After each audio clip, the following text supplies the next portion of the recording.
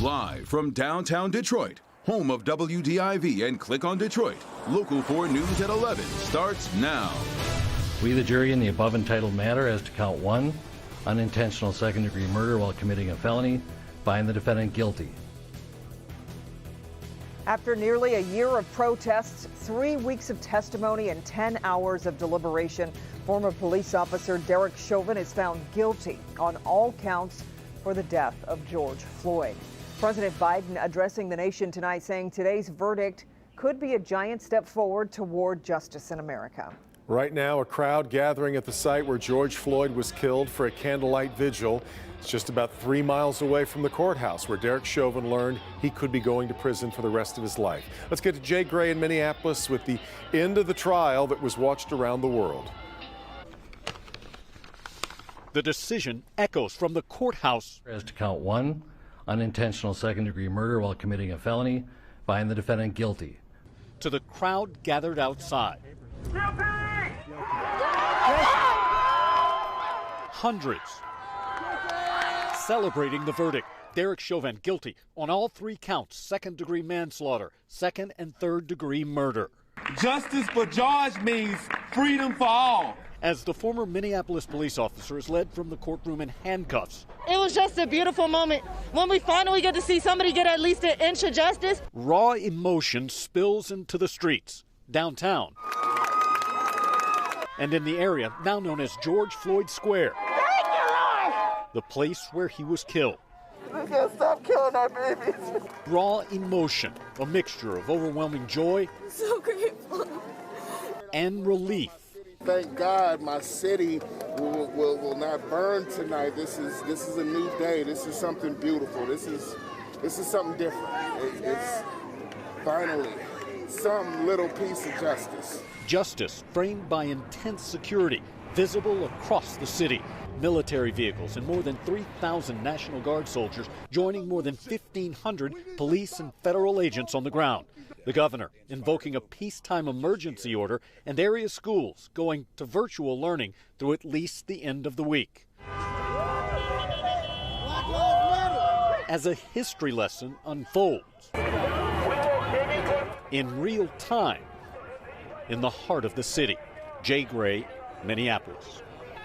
Now, President Biden and Vice President Harris reacted shortly after the verdict was read. President Biden says George Floyd's murder exposed systemic racism in America and called it a stain on our nation's soul. He also says today is about Floyd's legacy going forward. The guilty verdict does not bring back George. But through the family's pain, they're finding purpose. So George's legacy will not be just about his death, but about what we must do in his memory. Now, in the days following George Floyd's murder, protesters, of course, took to the streets all over America, including here in Detroit, demanding change in the nation's police departments. Following today's verdict, many of those same people who marched for weeks and months through the streets gathered at DPD headquarters to celebrate. Jason Colthorpe is there live tonight and joins us with more. Jason. Good evening, Kim. And just about every march and protest began here last summer, and this really had staying power. And one symbol of that is these barriers were temporary almost a year ago when those protests began. They're still here almost a year later. And what they chanted then and finished with tonight in celebration was the same. Say his name, George Floyd. When George Floyd was killed last May 25th, it sparked a movement against police brutality around the country. This is what it sounded like in Detroit. But for the weeks protesters marched in the streets, justice seemed uncertain until today. Real justice is when this becomes the norm and not the exception. Tristan Taylor and Nakia Wallace helped form Detroit Will Breathe, a direct reference to George Floyd.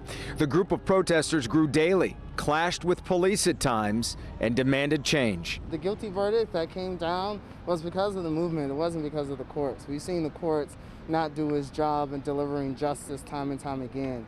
What was different about this was how people responded. Detroit Police Chief James Craig, often at odds with those protesters, was on the same sideline today. Still a stain on our profession, We had to deal with weeks and months of, at times, violent protests.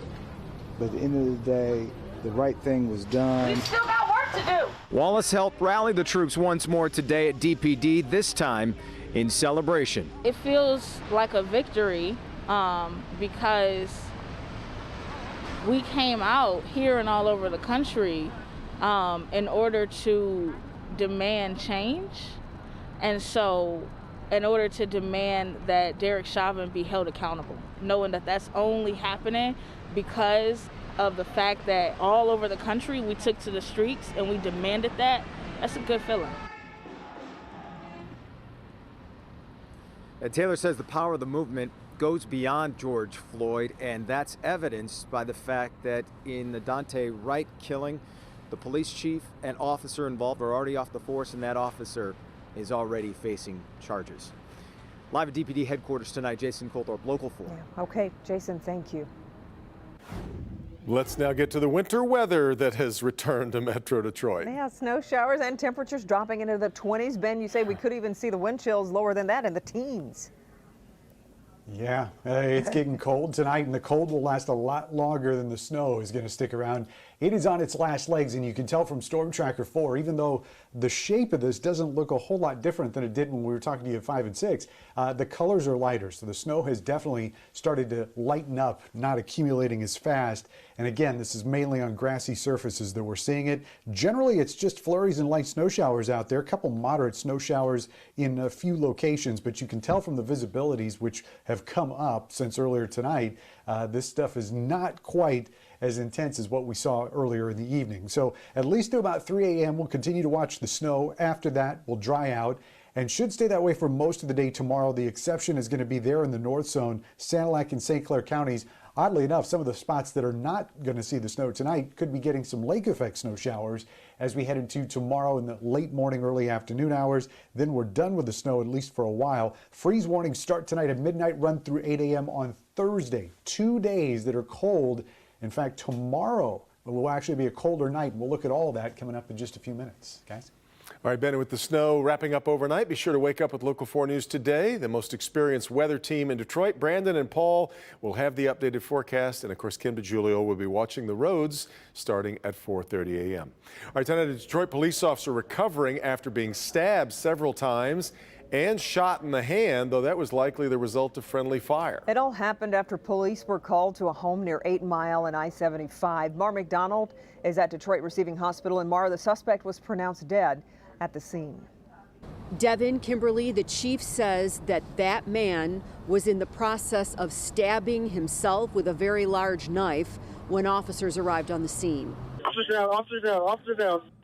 Police blanketing this block of Hannah after one of their officers is stabbed and shot. I'm chilling in the room, I'm playing the game, but it's the hood, so you feel me? You don't really think nothing about it when you hear no gunshots. So I hear some gunshots, bang, bang, bang. I look out the window, because my room upstairs, I look down here, like I heard a bunch of sirens. The chief briefing us on what went on inside the home. When they arrived at the scene, the suspect had inflicted serious injury to himself with a large knife. Very horrific scene. Officers were trying to get the knife away from him. As they were doing that, the suspect began to stab our officer several times in the leg. A partner fearing for that officer's safety fired several rounds, and the subject succumbed to his injuries. So not only was the officer stabbed multiple times in the leg, they believe the bullet wound to the hand was the result of friendly fire. That officer rushed to Detroit Receiving. Per the chief, that officer is in good condition despite his injuries. They are hopeful for a full recovery. We're at Detroit Receiving Hospital. I'm Mara McDonald, Local 4. Okay, Mara. Governor Whitmer is responding today to criticism for a trip she took to Florida to visit her elderly father. In an interview with the Washington Post, the governor called the criticism maddening. A lot of these same people would accuse me of not having family values if I didn't show up when a family member needed some help, right? It was a 2-day trip. I wasn't out partying in Miami. It's a very different situation than what they're portraying. It was certainly not spring break. I was doing both my job as governor from a distance and being that of a daughter who was helping out a parent who needed a little help. The governor's office says the visit took place more than a month ago and was to assist her father, who, as you no doubt could tell there, has been battling a chronic illness.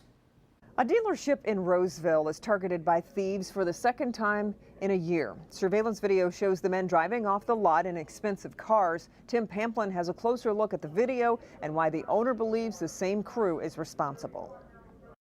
A little late-night car shopping in Roseville, AMC Auto Sales along Groesbeck near 13 Mile, but these buyers, well, they didn't bring any cash. 6 guys, all like skinny, looked very athletic. Yes, athleticism comes into play here.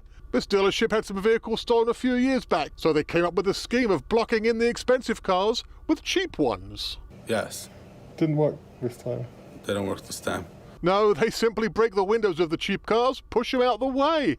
Then it's time to get down to business, smashing through the front door of the office, making a beeline for the key box. This was not their first rodeo. No, they seemed like they knew what they were doing. They start pushing away at the unlock buttons until the lights on their desired rides indicates a jackpot. Dodge Challenger Scat Pack valued at $40,000. A Cadillac Escalade valued at $40,000 as well. A S63 convertible Benz, we're selling that at $100 grand.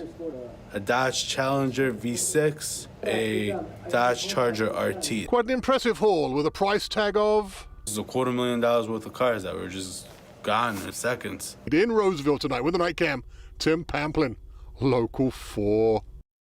Wow. Okay, Tim, thank you. Still ahead, a toddler saves himself from a near drowning experience. The late second, we heard a splash. The training, the boy's mother says, saved his life. A police chase turns deadly at the Grosse Pointe Park Detroit border. What led to the driver speeding away from officers? But first, local faith leaders reacting to Derek Chauvin being found guilty of all charges for the death of George Floyd. That's next at 11.